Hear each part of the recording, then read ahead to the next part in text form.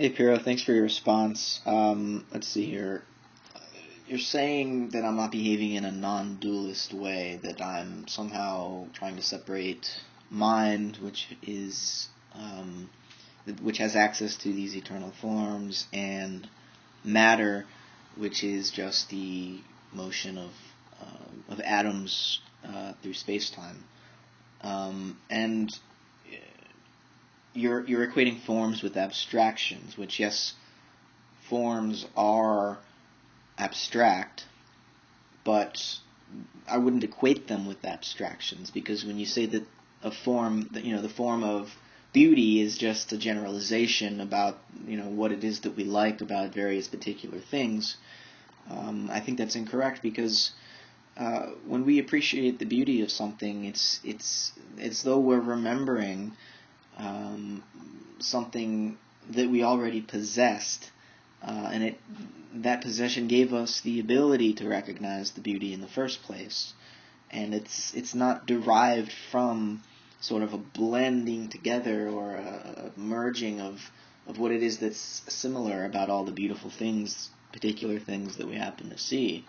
It's really that, because beauty can be seen in particular things which are almost opposite.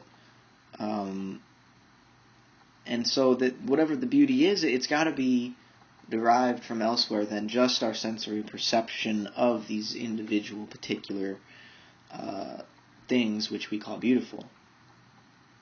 Now about dualism, I think, to say that we experience this sense of the beautiful, even though it's really just molecules in motion, that's already dualist, because you're saying that there's these two aspects to the chemical process. Something's going on in my brain, which is just chemicals, but it's experienced as beautiful. So, dualism is present here. The question is just whether it's a substantial dualism or more of a relative dualism, in the sense that there's these two aspects to the process that is human being with brain contemplating the beauty of the world, or whether there's actually two substances that are entirely distinct from one another, the part of me, my mind, which is able to contemplate the beauty, and the part of me, my body, which is just various neurochemical processes. I'm a proponent of a relative dualism, in the sense that there's obviously two aspects to what the brain is all about. There's its exterior surface and its interior experiential aspect. They're not separate. They're part of the same process. But you can't merely simply identify them. And, I don't think the physical world is miserable. I think, if there ever were an abstraction, it's this idea of physicality, materiality. What does that even mean? It's something that science talks about, that's based on a whole set of theoretical assumptions. It's easy to say that, yes, this is made of matter, and this is made of matter, and my body is made of matter, and everything is made of matter. But when you say everything is material, the word is so abstract, it almost doesn't even have a meaning anymore. And so, we've got to be careful about that.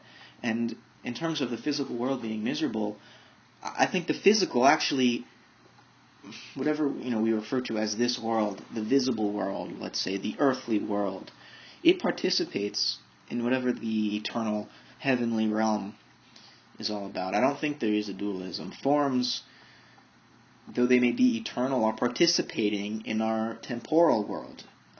There's no ontological gap between these things. And the way that the forms participate in our world is by luring us towards certain ideal possibilities. And so we've got to think of this in a temporal way instead of a substantial way. In other words, think in terms of process, not in terms of substance. And when you do that, it's easier to understand how forms are not ontologically separate from particular embodied realities. The forms are what lead us into the future. They're what draw us towards the realization of possibilities which have not yet been actualized. And so to understand how, evolution, for example, is possible, we've I think, got to assume that there are certain definite possibilities or forms towards which the evolution of what we call the physical world is drawn towards. And so, hydrogen, a few 100,000 years after the Big Bang, was drawn towards the idea or the form of a star. The star didn't exist yet in what we would call the physical world, when there's just clouds of hydrogen floating around. But the hydrogen was drawn to actualize what, when it was just a cloud of hydrogen, remained an idea. And so when we temporalize the idea of forms, I think it starts to, at least in my mind, become more plausible, where I'm not talking about something magic. I'm talking about something that actually increases the depth of our understanding of nature and how it evolves, and the processes that are involved in its evolution.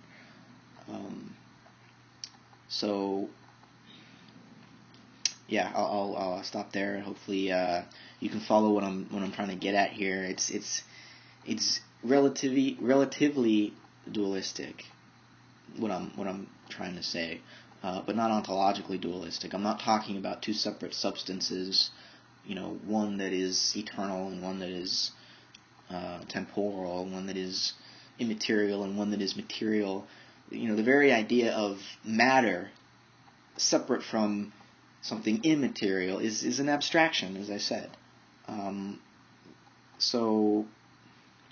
Hopefully that makes some sense, and we'll see where it goes from here. Thanks for listening. Take it easy.